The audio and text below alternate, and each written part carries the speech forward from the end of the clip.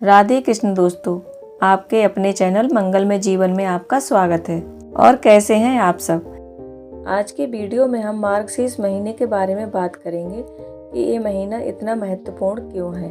तो चलिए वीडियो शुरू करते हैं। इस वर्ष 2021 में मार्गशीर्ष मास का प्रारंभ हो रहा है 20 नवंबर 2021 से 19 दिसंबर 2021 तक। मार्गशीर्ष मास को हम आम बोलचाल की भाषा में अगहन मास भी बोलते हैं या कहते हैं। मार्गशीर्ष मास का महत्व। इस मास में भगवान श्री कृष्ण की पूजा प्रार्थना का विशेष महत्व होता है। इस महीने भगवान कृष्ण की आराधना अत्यंत उत्तम मानी गई है। मार्गशीर्ष मास भगवान श्री कृष्ण को अत्यंत ही प्रिय लगता है। गीता में भगवान श्री कृष्ण ने स्वयं कहा है कि मासों में मैं मार्गशीर्ष मास हूँ और मंत्रों में मैं गायत्री मंत्र हूँ। इस मास में हमें पूजा, जप, तप, ध्यान, गीता पाठ जो भी हम कर सकते हैं, दान, पुण्य, हवन, व्रत जो भी हम कर सकते हैं, या हम सारे नियमों को पालन नहीं कर सकते, तो जितने भी हम नियम कर सकते हैं, भगवान की आराधना कर सकते हैं, उससे भगवान श्री कृष्ण अत्यंत प्रसन्न होते हैं और उनकी कृपा हमारे ऊपर बनी रहती है। आइए हम जान लेते हैं कि मार्गशीर्ष मास में हमें क्या क्या नियम अपनाने चाहिए और क्या क्या काम करने चाहिए, क्या करना चाहिए, क्या नहीं करना चाहिए। भगवान श्री कृष्ण को भोग में माखन मिश्री हमें अवश्य अर्पित करनी चाहिए। इसके साथ ही हमें तुलसी दल भी अवश्य अर्पित करना चाहिए। भगवान श्री कृष्ण को माखन बहुत पसंद है और तुलसी के बिना वो भोग स्वीकार नहीं करते, तो हमें यह तो जरूर से जरूर ही उन्हें अर्पित करना चाहिए। भी अर्पित करें भोग में, उसमें हमें तुलसी दल जरूर रखना चाहिए। इससे भगवान श्री कृष्ण की प्रसन्नता और भक्ति हमें प्राप्त होती है। इस मास में हमें गायों की सेवा करनी चाहिए। मार्गशीर्ष मास में हमें शंख की पूजा करनी चाहिए। शंख का जल सभी को पवित्र करने वाला माना गया है। माता लक्ष्मी और शंख दोनों ही समुद्र से ही प्रकट हुए थे, इसलिए शंख को माता लक्ष्मी का भाई माना जाता है। और जो व्यक्ति नियमित रूप से शंख की पूजा करता है, उसके घर में कभी भी धन धान्य की कमी नहीं रहती। इसके अलावा हर बृहस्पतिवार को माता महालक्ष्मी का व्रत का या पूजा का विशेष महत्व। इस माह में माता की सभी प्रकार से धूप दीप नैवेद्य से विधि विधान पूर्वक पूजा प्रार्थना करनी चाहिए। इससे माता महालक्ष्मी प्रसन्न होती हैं और हमारे घर पर अपनी कृपा करती हैं।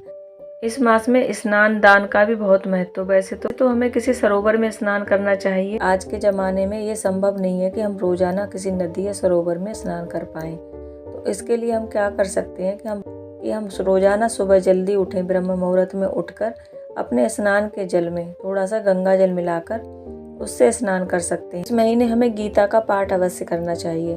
मार्गशीर्ष मास के शुक्ल पक्ष की एकादशी के दिन भगवान श्री कृष्ण ने द्वापर युग में गीता का उपदेश दिया था, इसीलिए इस मास में गीता जयंती मनाई जाती है।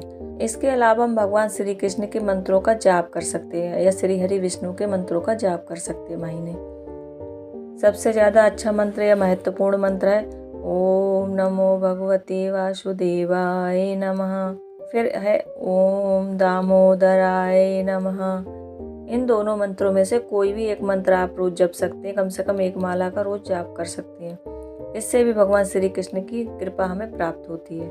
इसके अलावा आप दान कर सकते हैं। इस विद्या दान, धन का दान, वस्त्र दान जो भी हम दान दे सकते हैं वो हमें अपनी श्रद्धा और सामर्थ्य के अनुसार देना चाहिए।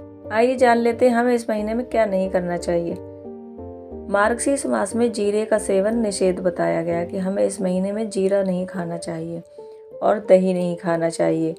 आलस्य नहीं करना चाहिए, क्रोध, किसी की निंदा नहीं करनी चाहिए। जहाँ तक संभव हो सके हमें तामसिक वस्तुओं का सेवन नहीं करना चाहिए। लहसुन, प्याज, मीट, मछली, शराब आदि का सेवन नहीं करना चाहिए। इस प्रकार मार्गशीर्ष मास में जितना हो सके हमें पूजा पाठ, व्रत, जप, तप करना चाहिए जितनी अपने श्रद्धा और सामर्थ्य हो। और जो हमसे गलतियां हो जाए या कुछ भी छूट जाए या रह जाए उसके लिए हमें भगवान कृष्ण से क्षमा मांग लेनी चाहिए। ये ईश्वर जितना हमसे हो सका हमने आपका व्रत, पूजा पाठ, जप, तप, ध्यान किया है और जो नहीं कर पाए हैं उसके लिए हमें क्षमा करें, आपकी हमें कृपा प्राप्त हो। इस प्रकार हमें ईश्वर से प्रार्थना करनी चाहिए। ईश्वर पर हमें विश्वास के साथ उनका भजन पूजन करते रहना चाहिए। बाकी भगवान ने खुद ही कहा है कि कर्म किए जा, फल की इच्छा मत करो। तो हमें अपना कर्म करते रहना चाहिए, बाकी हमें ईश्वर पर छोड़ देना चाहिए। आशा करती हूँ कि आज की वीडियो आपको पसंद आई होगी। भगवान श्री कृष्ण की कृपा आप सभी पर बनी रहे, आपका घर धन धान्य से परिपूर्ण हो, ऐसे ईश्वर से प्रार्थना करती हूँ। अगर आप इस चैनल पर पहली बार आए हैं और वीडियो अच्छा लगा तो चैनल को सब्सक्राइब करें, शेयर करें, लाइक और कमेंट करें। राधे कृष्ण।